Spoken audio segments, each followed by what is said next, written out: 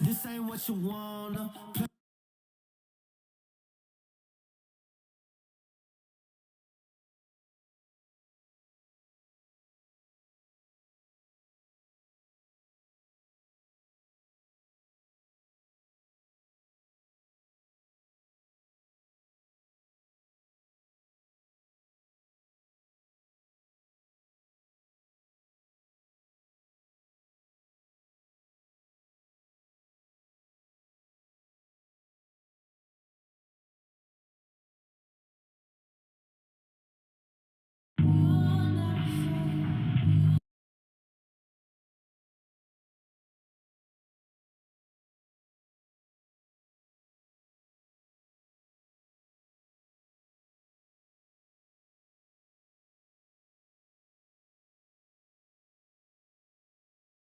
Quaaludes have been called the drug so good the government took them off the market because they were putting the drug dealers out of business. The guy used to say I'd walk a mile for a camel. Well, let me tell all you young people out there, the big man would walk 20 miles for a Quaalude, let me tell you. Sex on them was like dying and going to heaven, and they once incited an orgy on the streets of Manhattan. They were addictive, but not in a lying, shivering on the floor and scratching off your own skin kind of way. It was always possible to OD, but as they were taken as pills, which were produced for the legal market, users knew how much they were taking, so with a bit of simple maths, they could usually avoid death, provided that they didn't drink and lewd, that is. So where did this legal and relatively safe high go? How did it become so mainstream that your grandma probably has fond memories of it, and what exactly has Bill Cosby got to do with any of it? Quaalude is just a brand name that stuck, like AstroTurf, Band-Aid, or Biro. The drug's actual name is methaqualone, a sedative that works by increasing the activity of GABA receptors in the brain and nervous system. The increased activity results in decreased blood pressure, pulse, and breathing rates, which induces a state of deep relaxation. It was first synthesized in India in 1951 by Indra Kishore Kakar and Syed Hussain Zahir during an attempt to develop a new anti-malarial drug. By 1965, it had hit the market in Britain and America as a prescription sedative, with the US-based pharmaceutical company William H. Rorer marketing it under the name Quaalude. It was the type of pill prescribed to the anxious housewives or stressed-out husbands of the 70s and advertised as a cure for insomnia, anxiety, and interrupted sleep. A good morning after a sleep-through night, read the ad. The name Quaalude came from a play on the words quiet interlude, which the medication was said to induce. By 1972, it was the most prescribed sedative in the UK and the US, with doctors handing out the pills like sweets. Not because there was a sudden epidemic of stress and sleeping issues, but because people discovered the drug paired incredibly well with disco. While a drug that sends you into a peaceful sleep might seem like the exact opposite of a party drug, it wasn't long before people discovered a happy side effect. If they resisted the urge to fall asleep after taking a Quaalude, the drug would produce a high unlike anything else available, a combination of euphoria, relaxation, and lowered inhibitions. They made both sex and dancing infinitely better, and soon became known as disco biscuits for their popularity on the disco scene. Studio 54 co-owner Steve Rubel used to keep them as part of his stash and gave them out to his favourite customers, who'd end up having sex on the balcony or in the easy clean rubber room. On the club's opening night, a doctor famously bought a jumbo-sized bottle and handed them out to the huge crowd who hadn't made it in. Around 20 minutes later, they kicked in, resulting in an orgy right there on the street. Thankfully, Donald Trump made it inside that night, so he missed it. Unfortunately, with a reputation for inducing freer sex, it wasn't long before men started abusing it. Playboy bunny Holly Madison revealed in her memoir that Hugh Hefner used to give them to his bunnies to encourage them to have sex. He told her that they were called thigh openers and obtained prescriptions in the names of multiple employees in order to keep the mansion well stocked. When they weren't being used for coercion, they were being used for rape. Bill Cosby admitted in his 2005 deposition that he gave Quaaludes to women he wanted to have sex with, and his victims' testimonies are harrowing. Instead of causing them to black out, the Quaaludes would keep them just conscious enough to know what was happening to them, but not in control enough to stop it. They reported being able to hear their pleas in their heads, but not being able to form them into words with their mouths, never mind physically escaping. 60 women accused him of rape. Quaalude was also the drug used by an unknown man to rape the lead singer of the Bay City Rollers, Lee McEwen, and director Roman Polanski when he allegedly raped a 13-year-old girl in a hot tub at Jack Nicholson's house. We'll never know how many others were assaulted using the drug. The sexual assaults aren't the only dark shadows that mark the drug. It was also responsible for 246 deaths during its decade of popularity. On its own, Quaalude can have a number of nasty side effects, including vomiting, convulsions, delirium, loss of muscle control, kidney failure, and even death by cardiac arrest. Compared to most other recreational drugs, these were uncommon. However, 68 people in the US did overdose on the drug between 1971 and 1981. 40 of these were accidental, and the others were intentional. Mixing it with alcohol, another depressant, made the drug particularly potent and a lot more dangerous. Unfortunately, this became popular in colleges, and it was known as luding out, where students would mix pills with wine. The resulting poor judgment and uninhibited behavior accounted for the other 178 deaths. Some were from traumatic accidents like falling, but the majority resulted from car accidents. If you've seen The Wolf of Wall Street, the 15 minutes Leonardo DiCaprio spends crawling to his Lamborghini before completely destroying it on his 1 mile drive home was a reenactment of Jordan Belfort's Quaalude High. By 1978, Rora was getting fed up with the negative press surrounding Quaaludes. According to their chairman, Jack Ekman, the drug accounted for less than 2% of sales, but 98% of their headaches. So they sold the rights to make Quaalude to the drug firm Lemon. This resulted in a new street name for the pills, the Lemons and Lemon 7s, which didn't do great things for their image either. The drug was placed in Schedule 2 of the Controlled Substances Act in 1973 in the hope that production quotas might curb its popularity. If people getting high and having sex in Studio 54 was bad for Lemon's image, you can only imagine what stories like this were doing for their reputation. By 1981, their lawyer, Elliot Fisher, was writing 50 letters a week to various newspapers and police forces informing them that these illegal drugs weren't Quaaludes. That was a trademark and only applied to the pills produced by Lemon. These black market fakes were illegal methaqualone. But the name stuck, so in 1983 they stopped production. Of course, it was still possible for other companies to make it under a different name, which could have kept it on the street. But in 1984, it was finally moved to the DEA Federal Schedule 1. They dropped the production quota to 0, making it no longer legally available in the United States. The reasons cited were its potential for addiction, recreational abuse, and use as a date rape drug. Plus, disco was over. A year later, Quaaludes were almost impossible to find. This was much to the distress of a lot of people who still had very fond memories of them. Occasionally, though, they receive a surge in popularity, or at least curiosity. DiCaprio did as much as he could to put people off the drug, but The Wolf of Wall Street still managed to reignite interest. For his crawl to the car scene, he had Belfort demonstrate. This ended up with both of them sprawled about on the floor, drooling and groaning until his dad walked in and asked them what the fuck they were doing. He also spent hours watching that viral video of the drunkest guy in the world as he fought gravity in an attempt to buy some more Budweiser. I mean, it's no sleeping in a horse carcass, but he tried his best, short of taking the drug himself. Maybe that's what lost him that Oscar. Disturbingly, the 2015 release of the details of Crosby's trial also reignited another surge of interest. Good job there, humanity. The results of these trends are occasionally documented online when someone manages to get a hold of some pills off the dark web or locates their granddad's old stash. One user reported back with, "Well, completely blacked out on those ludes last night. Don't know how I got home, but I woke up fully clothed with a 1/4 ounce of weed that I don't know how I got all over my chest. My friend says I literally got physically tossed out of a bar because I kept calling the bartender Megillah and demanding a mojo, which is a drink that doesn't exist." Unfortunately, while in the US ludes are a source of memes, nostalgia, and occasionally anger at the government for taking them away, South Africa is experiencing the darker side of the drug. It arrived in the country as a legal pharmaceutical under the brand name Mandrax. Unfortunately, by the time it was made illegal, it had such a following it wasn't as easy to eradicate as it had been in the UK and the US. Small criminal networks saw it as an opportunity to break into the illicit drug market. Heroin and meth were controlled by larger networks, so Mandrax, while not as lucrative, provided a way in. It also had the advantage that it wasn't as difficult to manufacture and didn't require anyone to have a chemistry degree. But so far, this doesn't differ much from the story in the US. So why did Mandrax stick around in South Africa? Well, there are two reasons. Firstly, they started taking it in a different way. Traditionally, Mandrax was taken as poppets, a pill, and then the user had to wait 30 minutes for their high. Then someone in South Africa had the bright idea to crush it into a powder and sprinkle it on weed. This became known as buttons and provided an immediate and more intense buzz. Over time, this evolved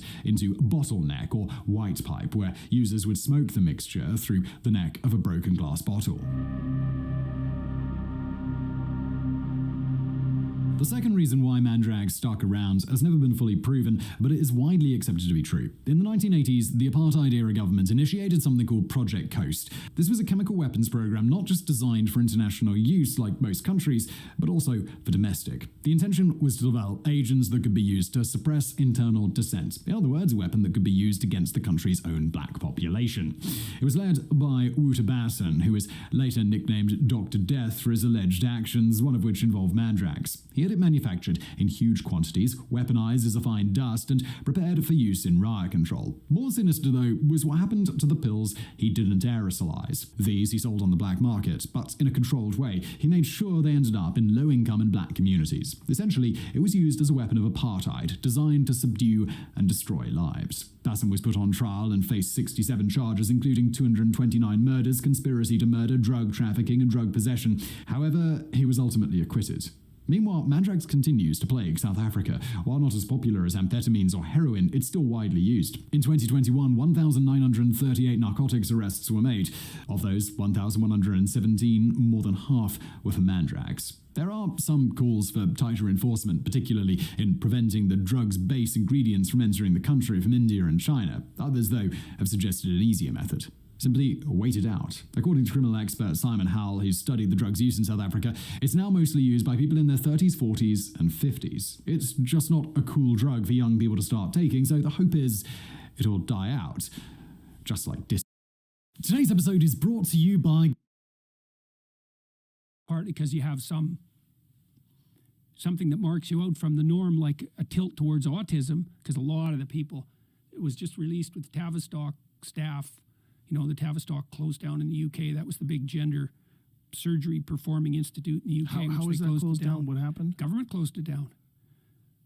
So yeah, because they knew that they figured out in the UK that, wow, the rates of transgender transformation requests were skyrocketing.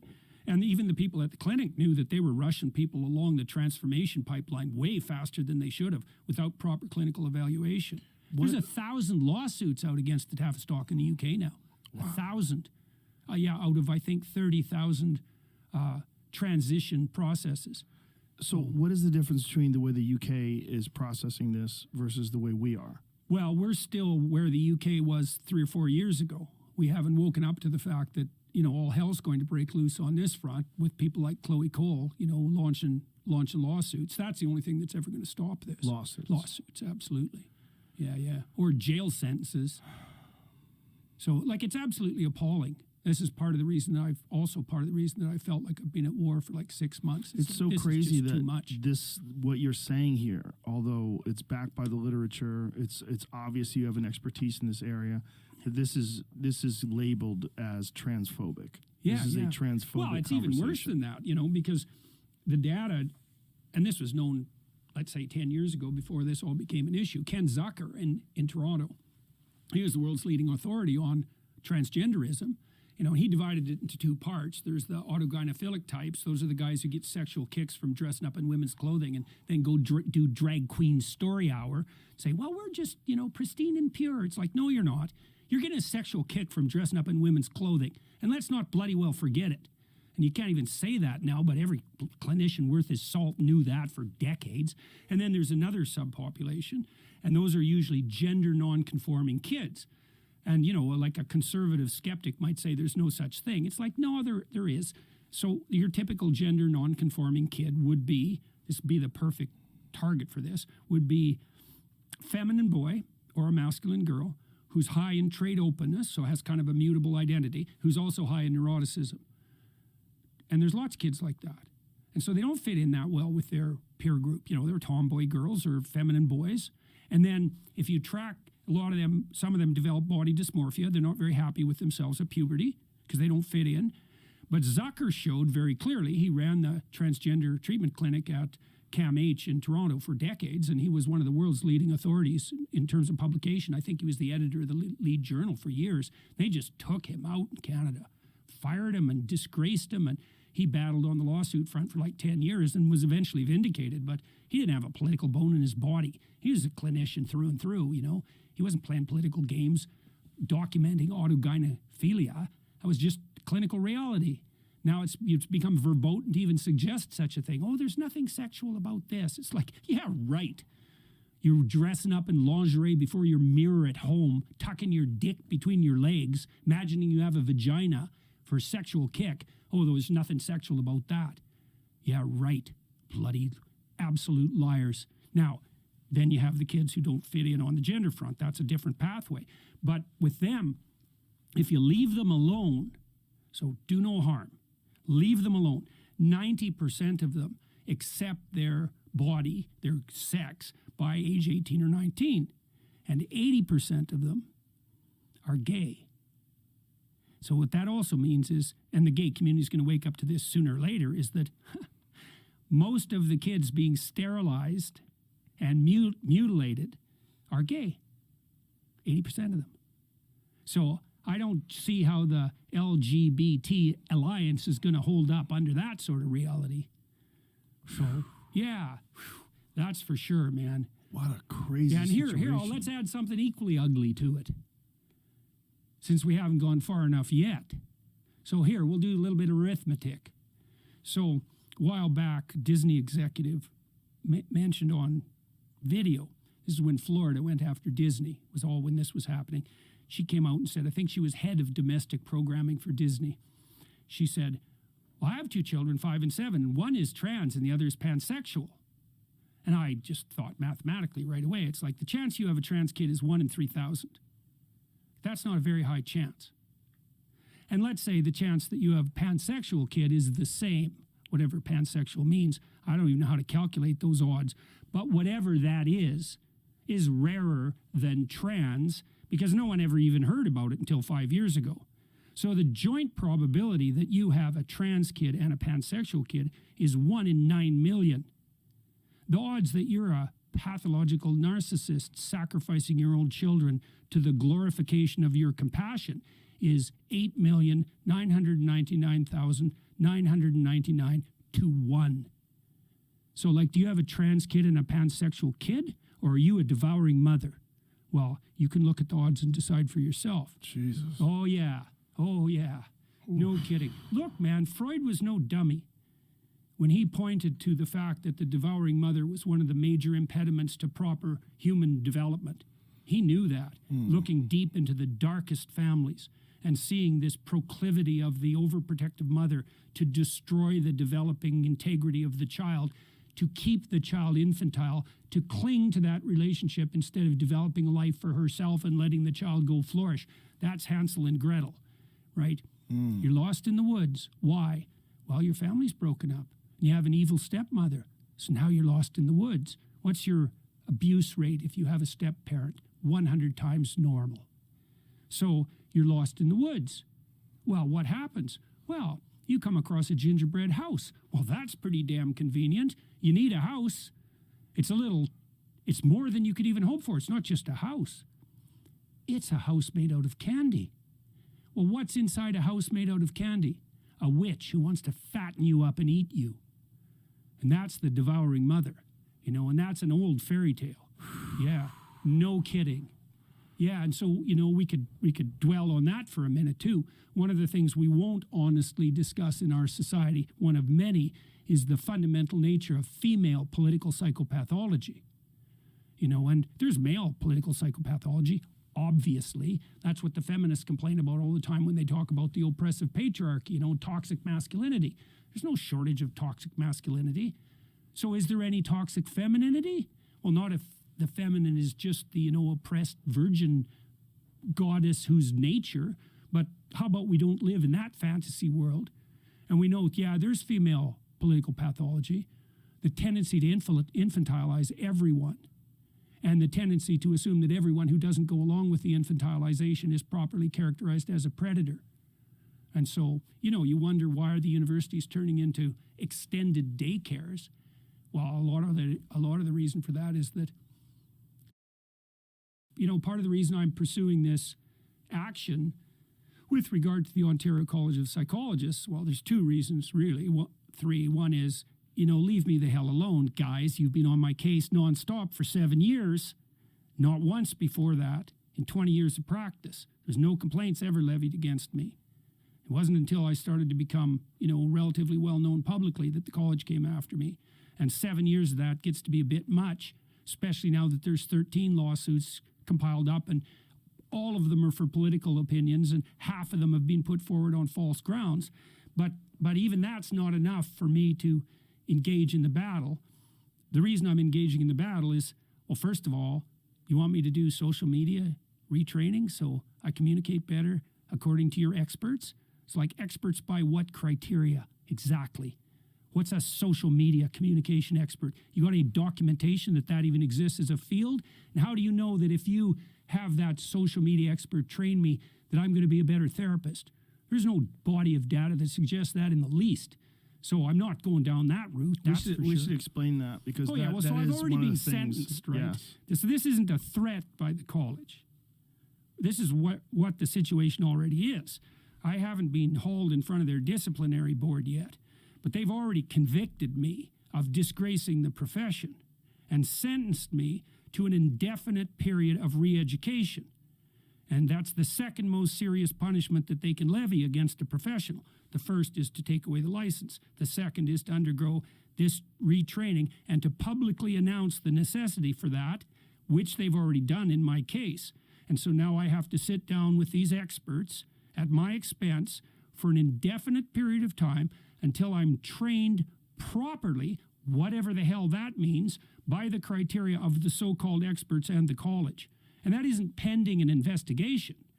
That's already in place. It's such a wild request, too. Retraining, just even the way they phrase it, it's so bizarre, so Orwellian.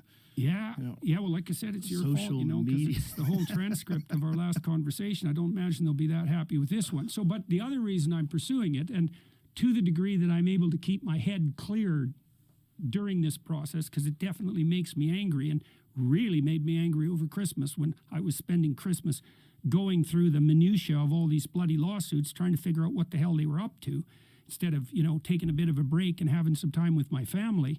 And so I was very upset about that. But to the degree that I'm upset about it, I'm not doing it right, because this can't be personal, can't be about me. Part of the reason that I want to pursue this, and part of the reason we're pursuing an objection to what they're doing on Charter of Rights grounds in Canada, is because they're interfering with my freedom of conscience and speech.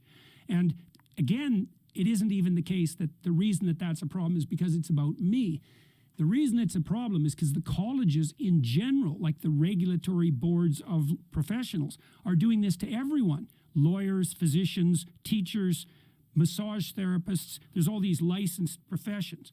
And if you're a licensed profession, the government establishes a board of your peers to regulate conduct of the professionals.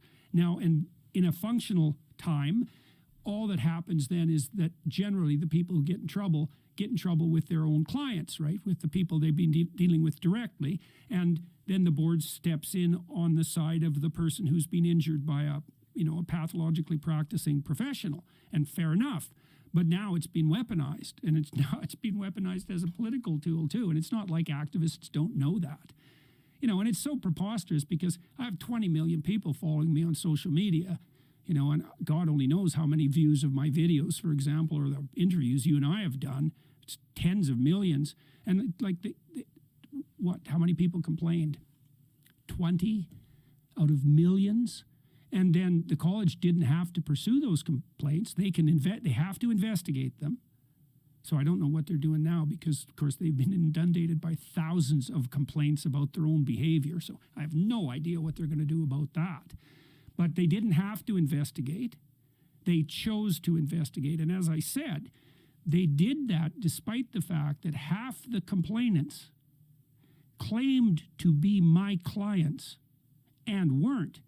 So what we have here is we have 13 people who complained about me hypothetically doing harm to someone they didn't know, to someone who they didn't know anyone who knew as a consequence of things I said on social media, and that all of them, not only were they fourth-hand claims of harm, which no psychologist would ever claim that a fourth-hand account of harm constituted a valid measurement. So the bloody college is violating its own measurement standards by even pursuing this. But so not only are they based on fourth-hand information and then an outright lie, which is they were clients of mine, they're also predicated on the assumption that it's okay to go after a professional for expressing political criticism. Because, like, literally half of them are, well, I said something about Trudeau. I said something about one of his top aides. I said something about Jacinda Ardern. I said something about an Ottawa city councillor in relationship to the trucker convoy. I said something about climate. Every single one of the complaints is political. And so why is that a problem? Well, see if you can figure it out for yourself. That'd be the first answer. And the second is, I have a friend in Canada, a very well-known physician, international reputation, and a reasonably decent secondary income stream. And when this all hit, I reached out to him. He's a very brave guy. He's done a lot of writing that could easily get him in trouble.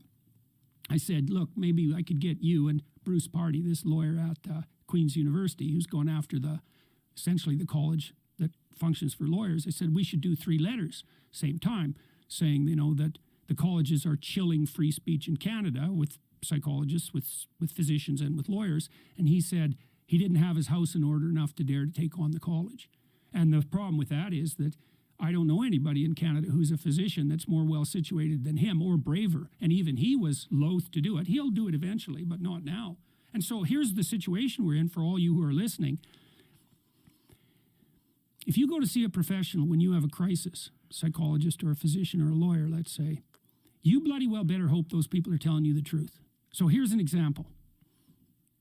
Let's say you got a 13-year-old girl and she has body dysmorphia. That's very common among 13-year-old girls, especially if they hit puberty early, because when women hit puberty, their levels of negative emotion go up. That's a very well-established clinical finding.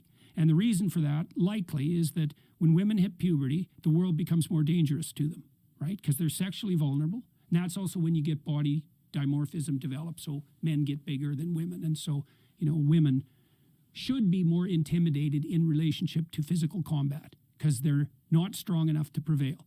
So they should be a little more anxious about that. And so they're sexually vulnerable, so they should be a little more anxious about that. And then also, they should be a little more anxious because they have to take care of infants. And if you're going to take care of an infant, you should be a little more sensitive to threat.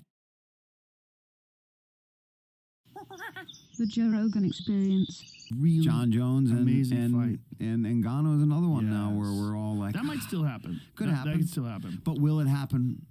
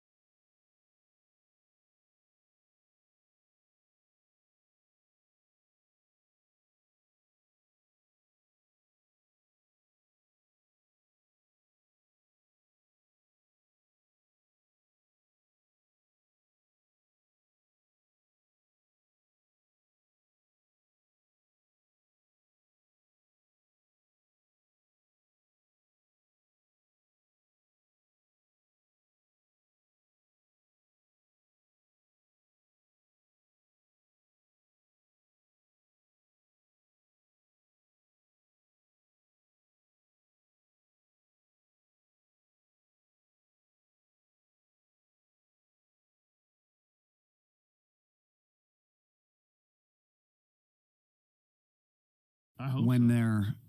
when we all want it to happen. You know what I Well- mean? If it happens in 4 years from now, But it doesn't have to happen in 4 years. Here's my thing. Again, Mr. Engano, please hear me out. This is, Don't just for sign any legacy and just for also money. I think the big money is if he has an account. What if he knocks out Dillian White? Right? What if they set him up with some boxer who's an elite boxer, not Tyson Fury, and he goes and wins a big fight. And you got to remember, Ngannou is 265 ripped, natural, cutting weight to probably be at 265. with canned hams for fists. Yeah. Just giant. He's a fucking specimen, and the power is extraordinary. And if he's just punching and not worrying about takedowns, if one of those look at Wilder, who's the greatest knockout artist ever, Crazy. greatest. He's a one punch knockout artist. I would say. I mean, you have your George Foremans and Mike Tyson are the most beautiful combinations we've ever seen in the heavyweight division, but Wilder Pure just power. blap. Did you see his last fight? It wasn't even Moving away. He hits this guy, and the guy's stiff. He has that one Ortiz, when he hit Ortiz in the forehead, pull that up. Pull up Wilder knocks out Ortiz.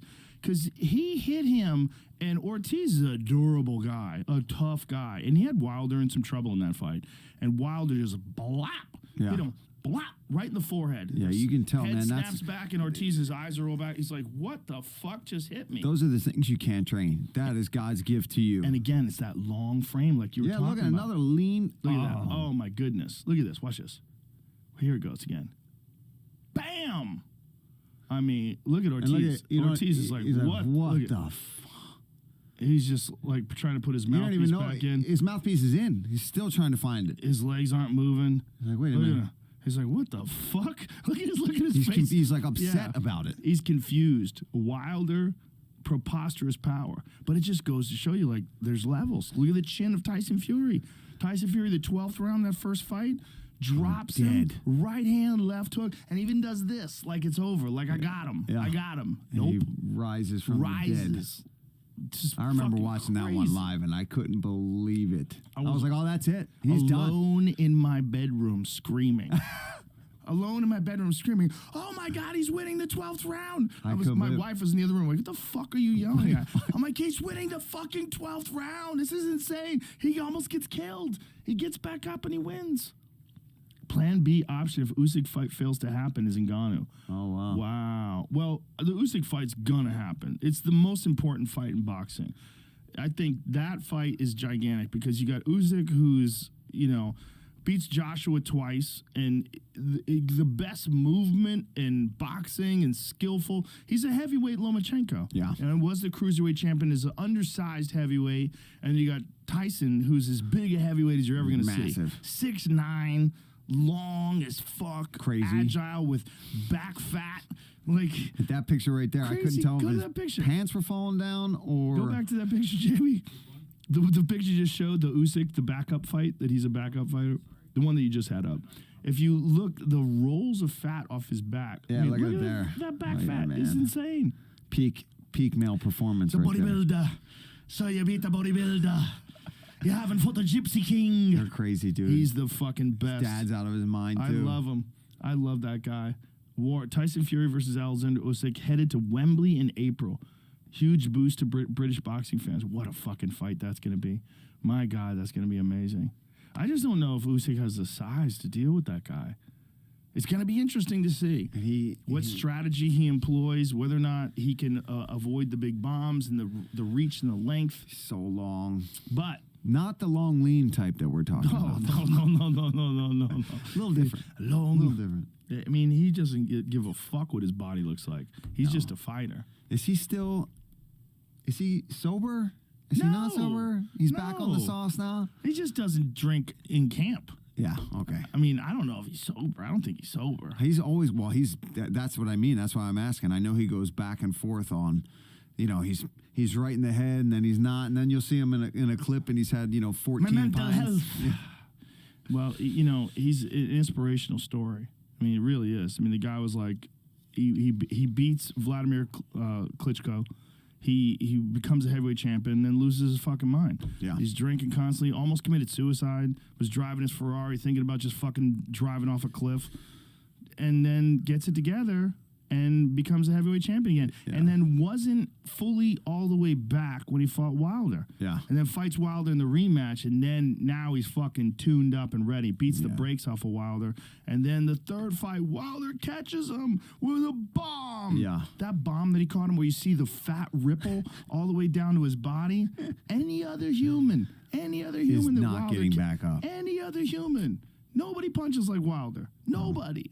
Because you like we talked about, it's just it's in him. It's not, he's not doing something in the gym with a trainer to get that kind of power. No. That's, you were born with that gift. It's also being a gypsy and being around that fucking rough, tumble, brawling world his whole life. His dad's a fighter. His brother's a fighter. Everyone's a fighter around him. Just fucking savages. Just in the bones. Yeah, there's In the bones. gypsy people, man. Whenever he talks about retiring, I'm like, not yet. Yeah. Don't do it. I think that if he does beat Usyk, it's still possible because they're going to fight in April, right? Unless Ngannou decides to take a big money boxing fight before that, which I don't blame him for doing. But God damn it, if he beats Usyk, that's really the only compelling, interesting thing for him in that division. I mean, what else would be compelling? The Joshua fight? Not really. Not after the Usyk fights. I mean, unless Joshua comes back, because they're talking about Joshua fighting Wilder, right? Isn't that the talk? No. They're talking about Ortiz fighting Wilder, right? No. Ruiz. Andy Ruiz, right? That's what they're talking about. So Andy Ruiz, they're talking about him fighting Wilder. If that's... Look, Wilder versus Ngannou would be crazy. Yeah, That would be crazy. How about that fight? I just think as long as he gets something. Yeah, I You just know what I wanted mean? to get If that. you're going to leave that contract on the Get table, that I hope you payday. get some big Get that fights, payday. man, because that 'Cause- was a big. Yeah. I mean, they It's a big offered payday to him leave more behind. money than any heavyweight before. But I think the sticking point, I'm talking out of school here because I don't know, just what I've read. The sticking point, I think, was that he wanted to be able to go off and do boxing. Yeah. To his credit, he's like, hey, Conor McGregor did it. Why can't I do it? Yeah. And I get it. Yeah. I get it. I get it. But, If I'm getting yeah, hundreds of $millions a fight right. on the table, it's Conor hard made to. $100 million in the Floyd Mayweather fight. Yeah. I mean, that's the generational wealth. Yeah.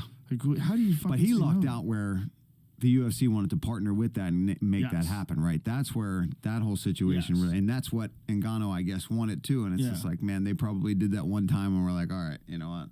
Yeah. That was a whole. What's a whole also lot. if the boxer beats up the UFC fighter? Yeah, how many and times do you want to sign up for that? you can't get the boxer to fight UFC. Yeah, The no. thing is, no one wants to do that.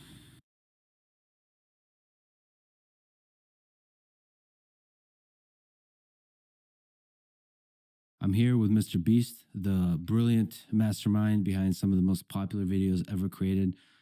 Do you think you'll ever make a video that gets 1 billion views?